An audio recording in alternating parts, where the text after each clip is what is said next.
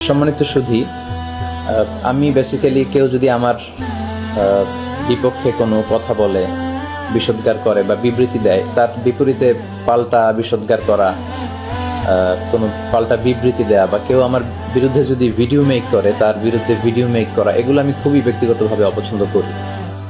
তো আমি চেয়েছিলাম যে এই বিষয়গুলো নিয়ে সোশ্যাল মিডিয়াতে কথাবার্তা শুরু হয়েছে, এগুলো এমনিতেই থেমে যাবে, কিন্তু যেটা দেখলাম যে আসলে এর পক্ষে বিপক্ষে কথাবার্তা, যুক্তি পাল্টা যুক্তি, কাদা ছোড়াছুড়ি, এটা কমছে না।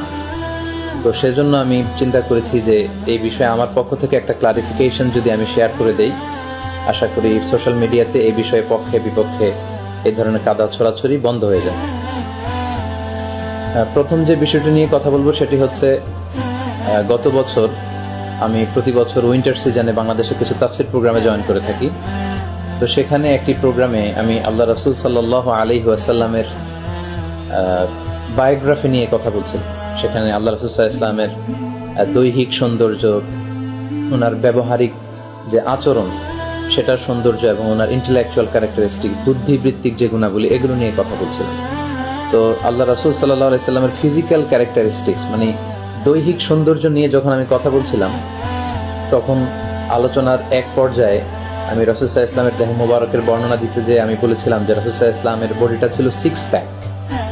তো এই 6 প্যাক বলার পর থেকেই দেখলাম যে এই শব্দটা নিয়ে অনেক আলোচনা সমালোচনা হচ্ছে, এবং জানি না সামনেও হবে কিনা। তো এই 6 প্যাক দিয়ে আসলে আমি কি বোঝাতে চেয়েছিলাম, এই বিষয়টা আপনাদের কাছে আমি ক্লিয়ার করতে চাই।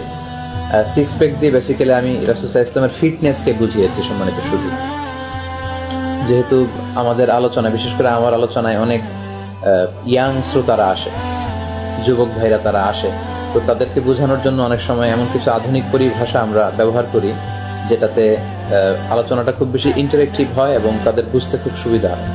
তো বেসিক্যালি এই 6 প্যাক শব্দ দিয়ে আমি রাসূল সাল্লাল্লাহু আলাইহি ওয়াসাল্লামের শক্তিমত্তা, আল্লাহ রাসূল সাল্লাল্লাহু আলাইহি ওয়াসাল্লাম যে স্লিম ছিলেন, তিনি যে ফিট ছিলেন, সুঠাম দেহী একজন মানুষ ছিলেন, একজন অসাধারণ পুরুষ ছিলেন, এটা বোঝানোর জন্য বেসিক্যালি আমি 6 প্যাক শব্দটি ব্যবহার করেছি। এই 6 প্যাক দিয়ে কিন্তু আমি রাসূল সাল্লাল্লাহু আলাইহি ওয়াসাল্লামের শান এবং মানকে খাটো করার জন্য এই শব্দটি ব্যবহার করিনি। আপনারা যদি আমার পুরো আলোচনাটি শুনে থাকেন তাহলে আপনারা দেখবেন যে পুরো আলোচনা জুড়েই আমি রাসূলুল্লাহ সাল্লাল্লাহু আলাইহি ওয়াসাল্লামের ভূয়সী প্রশংসা করেছি।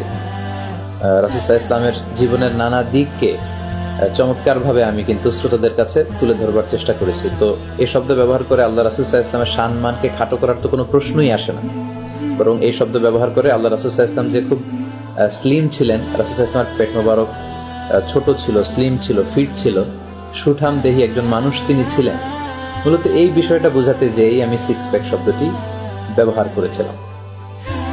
তো আমার এই 6 প্যাক শব্দের ব্যবহারের পর থেকে আমি শ্রোতাদের মাঝখানে বা আমার ব্যাপারে যারা ভিডিও মেক করেছেন তাদের বিভিন্ন নিচের কমেন্টসগুলো পড়ে বেসিক্যালি 3টা রিয়াকশন আমি দেখতে পেয়েছি আমার শ্রোতাদের মধ্যে থেকে। প্রথম যে রিয়াকশনটা দেখতে পেয়েছি সেটা হচ্ছে, তাদের সংখ্যাই বেশি, আমি বলবো যে তাদের সংখ্যা হয়তো 60 থেকে 70% হবে। তারা বলেছে যে হুজুর, আপনি 6 প্যাক দিয়ে রাসূল সাল্লাল্লাহু আলাইহি ওয়াসাল্লামের সুঠাম দেহ, রাসূল সাল্লাল্লাহু আলাইহি ওয়াসাল্লামের বডি ফিটনেসকে যে আপনি বুঝাতে চেয়েছেন, এটা আমরা বুঝেছি, এটা নিয়ে তর্কের কোনো সুযোগ নেই, আপনি যা বুঝাতে চেয়েছেন আমরা কিন্তু সেটাই বুঝেছি।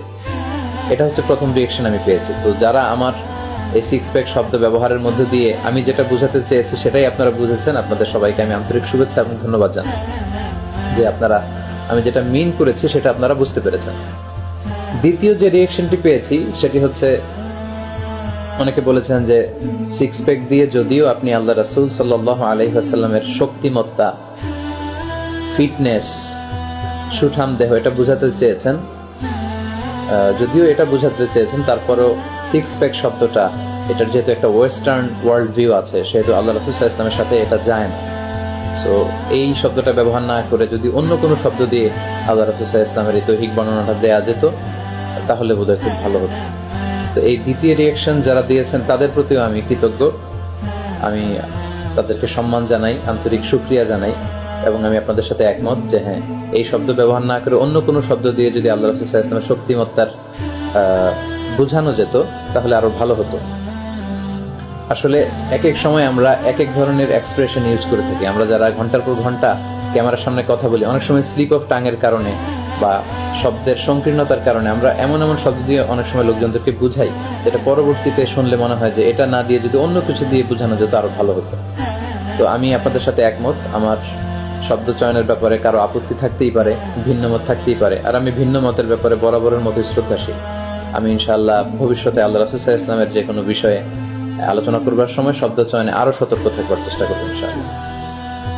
3 নাম্বার যে রিয়েকশনটি পেয়েছি সেটা হচ্ছে অনেকে এই 6 প্যাককে সেক্স প্যাকের সাথে তুলনা করেছেন, অদ্ভুত কিছু ব্যাখ্যা এনে কিছু অদ্ভুত ন্যারেটিভ দাঁড় করিয়েছেন, এবং কেউ কেউ তো এটাকে তাকফিরের পর্যায়ে নিয়ে গিয়েছেন, বলেছেন যে আমি কুফরি করে ফেলেছি, আমি কাফের হয়ে গিয়েছি।